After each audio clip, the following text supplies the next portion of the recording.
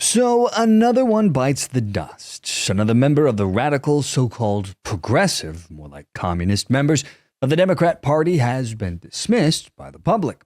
It seems perhaps that in the case of Cori Bush, her public, rabid anti-Israel stance may have been a deciding factor in getting her booted from her job. Bush's outspoken criticism of Israel, particularly in response to the October 7th Hamas massacre of innocent ravegoers and other civilians, including women, children, and old ladies, left a bitter taste in her voters' mouths and played a huge role in her defeat. She had publicly described Israel's actions as ethnic cleansing campaign and accused the country of committing war crimes, which led to a wave of backlash, including accusations of anti-Semitism. These statements, coupled with her votes against bipartisan initiatives like the infrastructure bill, were leveraged by her opponent and pro-Israel groups to portray her as ineffective and out of touch with her constituents. Now, the United Democracy Project, a super PAC linked to the American Israel Public Affairs Committee, otherwise known as AIPAC, invested nearly $8 million in advertisements targeting Bush and supporting her opponent, Bell, making this primary one of the most expensive in history. Now, this makes AIPAC 2 for 2 in ousting squad members this election cycle, as Representative Jamal Bowman of New York was also eliminated earlier this year.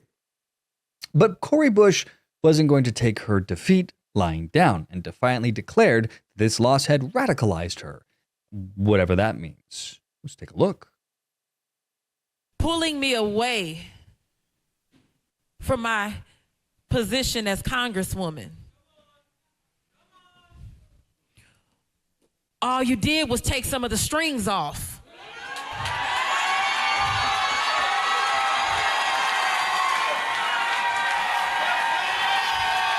Let's be clear.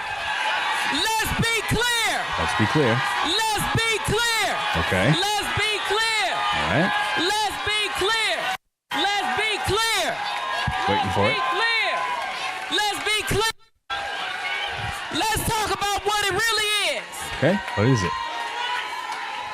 Because see, now I don't have to worry about some strings that I have attached, and as much as I love my job.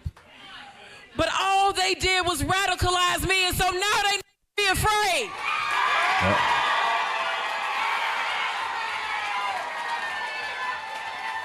She's mad.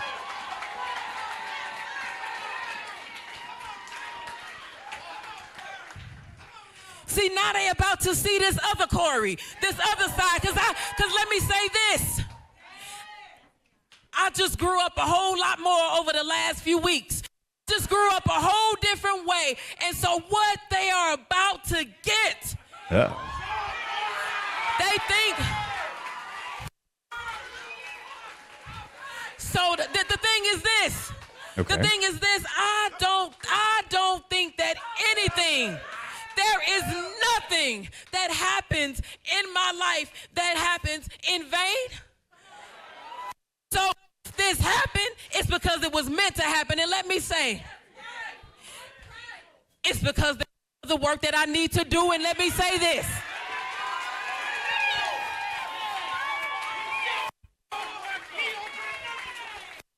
AIPAC, I'm coming to tear your kingdom down. Oh, she's mad.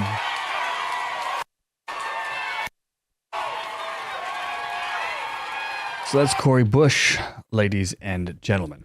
Now, with all that being said, not all news for the so-called squad has been bad. The more notoriously known members, including Representative Alexandria Ocasio-Cortez, Ilhan Omar, and Rashida Tlaib, appear to be doing well in the polls, and as of now are seemingly cruising to victory. And of course, another one of the squad members earlier this year, Representative Summer Lee, did win her primary challenge, despite being outspent by her opponents. However, with the losses of Bowman and Bush, the remaining members will face increased scrutiny going forward and potential challenges in future elections. These recent defeats of squad members suggests a potential shift within the Democratic Party. For too long, the Democrat Party has embraced an ever-increasingly radicalized viewpoint on not just Israel, but Jewish people in general.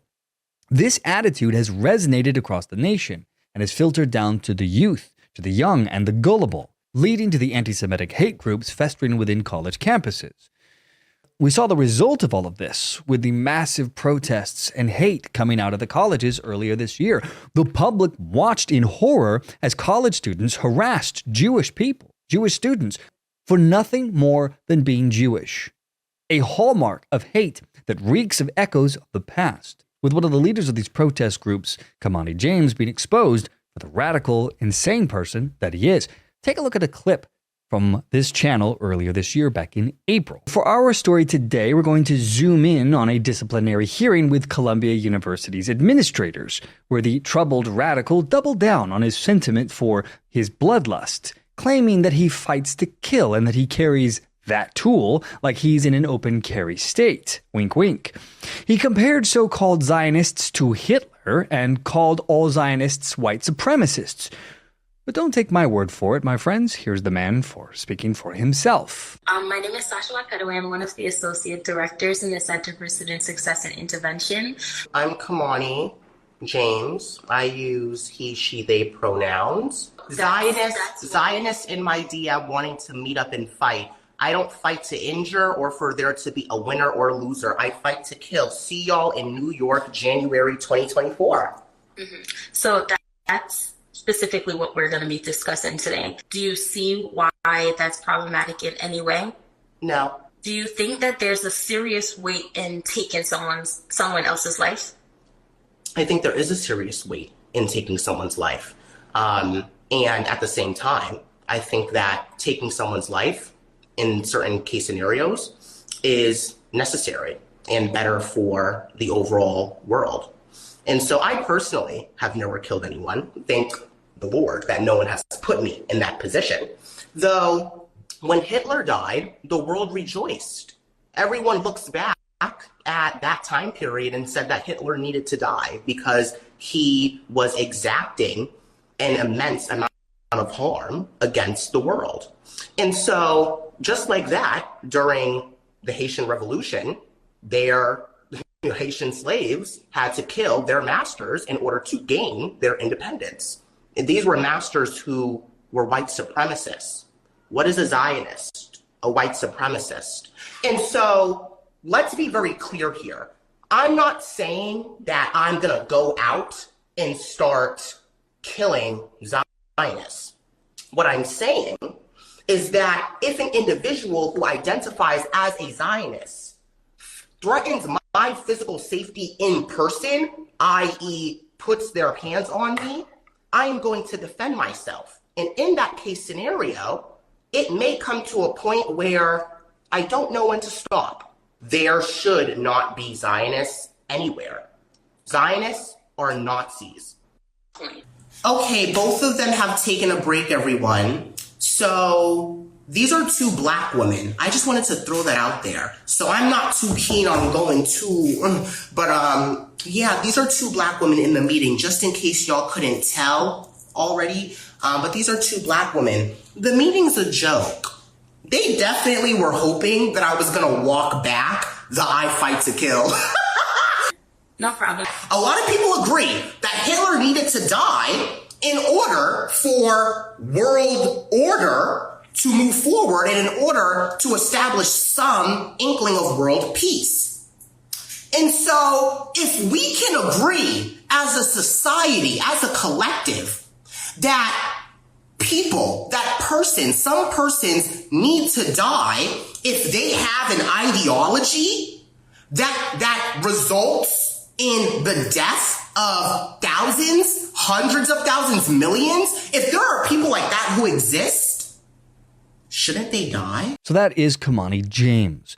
But there appears to be a price to pay for this kind of hate, at least in a free society like the one here in the US. The fallout of these events may very well have played a role in the country reaching a tipping point. Now, it's hard to say for certain yet how things are going to play out in the long run, but it is clear that something is happening. The DEI narrative for businesses is falling apart, leaving mass layoffs for DEI hires in large corporations like Microsoft, and now pushback against the anti-Semitism. Something feels different here. And if the Democrat Party takes serious losses in November, they may find themselves scrambling to rebrand themselves. The Jewish community has long supported the Democrat Party, and the significant financial influence of pro-Israel groups will give pause to Democrats trying to hold on going forward. The Squad's anti-Israel stance, for example, is a liability, and I suspect the Democrat Party will be trying to do their best to rebrand themselves as a non-hate party in the future. In any case, the November elections this year continue to loom large on the horizon, and no doubt what will happen this year will be recorded in the history books and talked about for generations to come. From the To Be Frank show, I am Adrian. Thanks for watching, my friends. See you all in the next episode.